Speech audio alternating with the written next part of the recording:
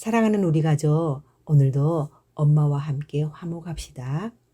매주 화요일, 목요일에 엄마와 함께 하나님의 말씀을 묵상하면서 영혼이 잘됨 같이 범사가 잘 되어 믿음의 명문 가정이 되시기를 축복합니다. 오늘 나눌 하나님의 말씀은 창세기 2장 24절입니다. 이러므로 남자가 부모를 떠나 그의 아내와 합하여 둘이 한 몸을 이룰지로다. 아멘.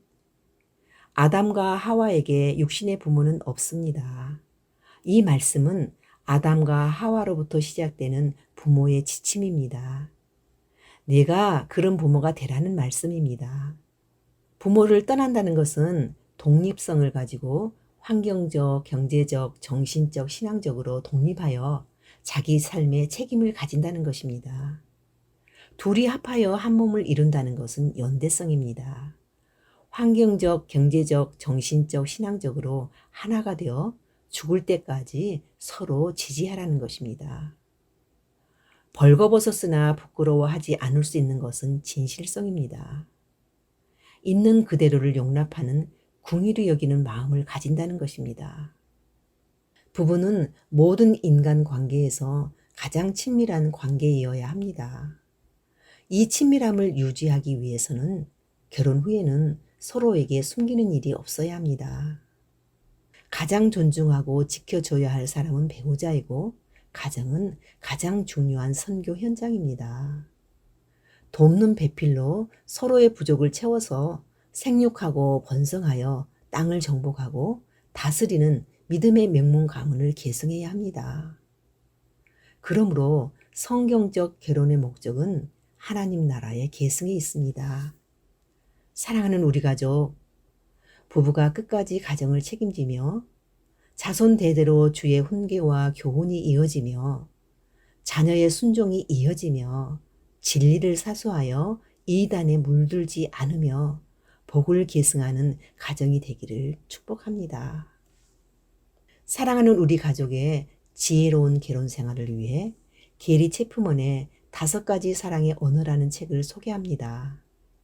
모든 부부는 서로 다른 성격과 과거의 다른 경험에서 온 서로 다른 세계관을 가진 채 결혼을 합니다. 그래서 인생에 대한 중요한 견해가 다르기 때문에 서로에게 접근하는 방법도 다릅니다. 보다 더 많이 사랑하기 위해 최선을 다하지만 상대방이 그 진심을 몰라준 데서 문제가 생깁니다. 무엇이 문제일까요? 그 방법이 문제인 것입니다. 한마디로 상대방이 원하는 방법이 아니라 내가 원하는 방식으로 상대방을 사랑하는 것이 문제입니다. 또 상대방이 원하는 것보다 상대방이 싫어하는 것을 먼저 하지 않는 것이 우선인데 그것을 소홀히 하는 것이 문제입니다. 이런 문제들을 이 책을 통해서 많은 도움을 받게 될 것입니다. 이 책에서 사랑의 언어를 5가지 유형으로 나눕니다. 첫 번째 유형은 인정하는 말입니다. 배우자의 격려하는 말, 온유한 말, 겸손한 말을 제일 중요하게 원하는 유형입니다. 두 번째 유형은 함께하는 시간입니다. 배우자와 함께하는 활동, 진정한 대화, 연대감을 제일 중요하게 원하는 유형입니다. 세 번째 유형은 선물입니다. 배우자에게 선물을 받을 때 가장 행복해지는 유형입니다. 네 번째 유형은 봉사입니다. 배우자가 자기를 위해 봉사하고 있다고 느낄 때 가장 행복해지는 유형입니다. 5번째 유형은 스킨십입니다. 배우자가 사랑과 진심이 담긴 육체적 접촉이 있을 때 가장 행복해지는 유형입니다. 이렇듯 각자가 원하는 유형이 다릅니다. 예를 들어 인정하는 말을 들을 때 가장 위로와 힘을 얻는 유형의 사람은 배우자의 겸손하지 않는 말투에 가장 많은 상처를 입습니다.